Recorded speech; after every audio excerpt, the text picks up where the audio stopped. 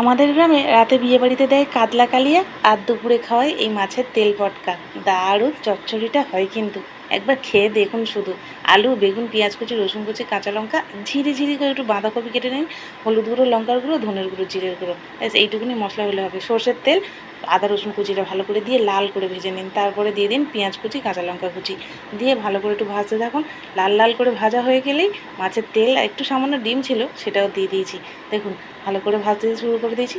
মাছের তেলের সঙ্গে দিয়ে দিয়েছি ধনে জিরের গুঁড়ো, হলুদ গুঁড়ো, লঙ্কার গুঁড়ো। তেলটা একদম চুপচুপে বেরিয়ে গেছে। তেলটা টানানোর জন্য দিয়ে দিন আলু আর বেগুনগুলো। তেলটা টেনে গেছে, ওপর থেকে ঝিরিঝিরি করে বাঁধাকপিটা যেটা কেটে রেখেছিলাম দিয়ে দিয়েছি। দারুণ সেন্ট বেরোয় কিন্তু। দিয়ে ভালো করে কষিয়ে ওপর থেকে নুন দিয়ে দিয়েছি। দিয়ে মশলার বাটি ধুয়ে সামান্য জল দিয়ে দিয়েছি। দিয়ে ভালো করে ঢাকা দিয়ে কষিয়ে কষিয়ে সেদ্ধ করে নামিয়ে নেবো। নিয়ে একবার দুপুরে গরম ভাতের সঙ্গে এটা খেয়ে দেখুন, ও যা দারুণ লাগে না রান্নাটা। সাবস্ক্রাইব করবেন।